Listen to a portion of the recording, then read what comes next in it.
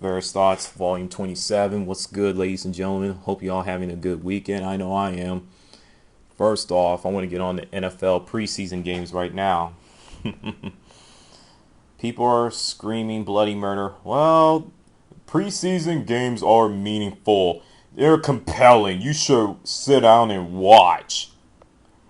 And you are the same people who told the whole world, sports world, mind you, oh, exhibition games don't mean squat.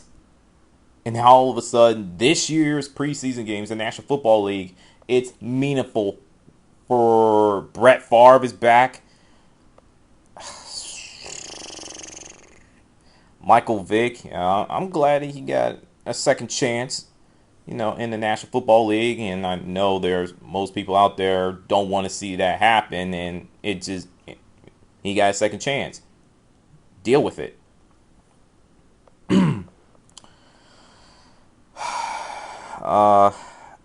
I did a NFL Predictions 2009 Volume 4 NFC North. If I'm wrong, I am wrong. And I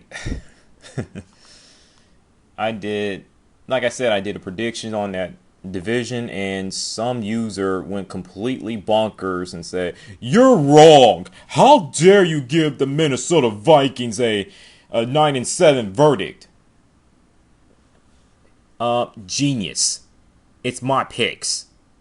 Don't get on my channel. Don't make any comments that, "Oh, you suck. You need to watch preseason games more. You haven't watched preseason games at all, haven't you?" To tell you the truth, I only watch a little bit, and I could care less. Okay?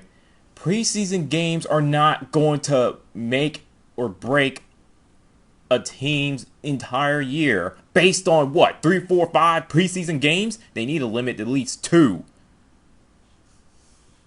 They're long, they're stupid, and it's boring. Come on, Roger Condell. Get that going. Limit it to 2 games, and we're all good. It's all good.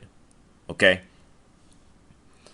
And the user predicted that the Minnesota Vikings go 11-5, and that's fine. I don't care.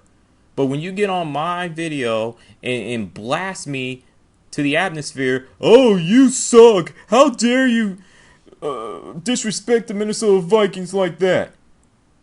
That's what I'm going to have to call you out. You are a moron. Yeah, I went down that road. God. Sitting there, "Oh, preseason games are meaningful." Yeah, go tell that to the Detroit Lions, you dope.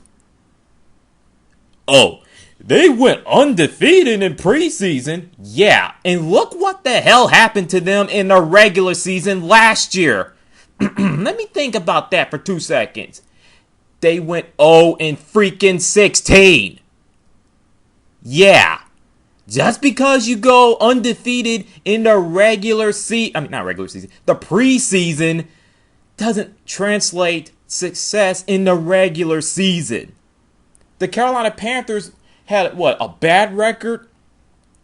A bad record in preseason like a couple years ago, or more than that, and they had a winning season.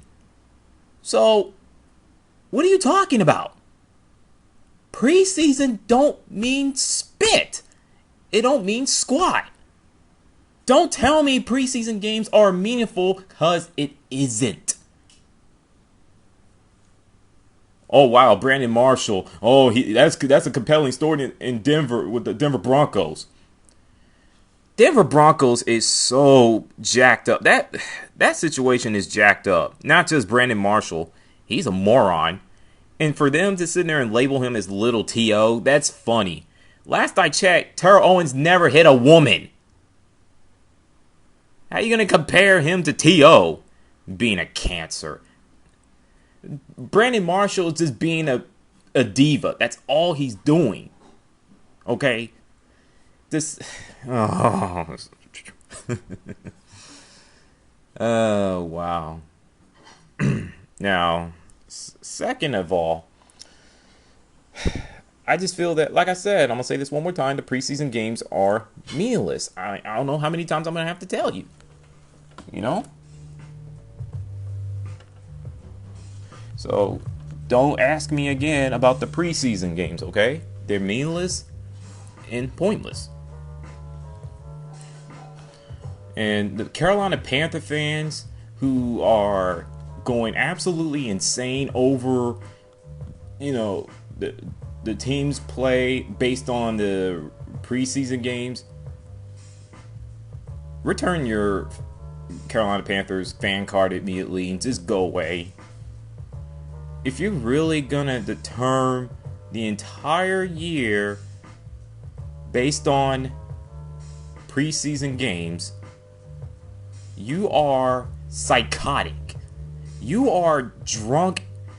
You are out of your ever-loving mind. Okay? Last I checked, no, I'm not going to do this again. I'm not going to repeat myself. I already did that more than once. I'm not going to repeat it again. Okay? Carolina Panther fans who are going absolutely insane, saying, well, we need to fire our coach. We need to get rid of Jake Delhomme. Go away. Please do that. Now, Resident Evil 5. Let me think for 1 second. It's an excellent game. I mean, the story is compelling. The gameplay is very, very interesting. Now, I did play the demo the first 3 times. I did not like the demo for the fact that it was crap, let alone that the controls was about as broken as it was broken, okay? It was so slow and sluggish, it was unreal.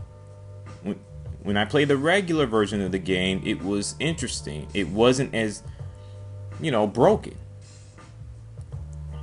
So, I just love the game a whole lot. Only couple issues I have is Capcom jacked up the ally partner AI. It's just they messed up in that department.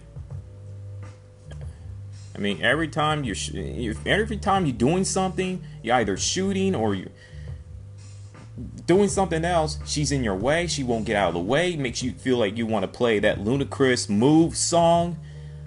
I'm screaming at the television like, Shiva, move, please. I mean, good God Almighty.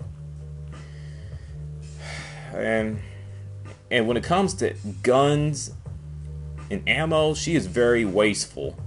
Definitely wasteful. I mean, the game has a lot of replayability, replay value, and I love it. I love a game like that. Mass Effect has that too. I don't know how anyone can despise Mass Effect. Oh, the story's boring. The combat sucks. Yeah, and I play Final Fantasy Crystal Chronicles Echoes of Time. That game was about as boring as it can get.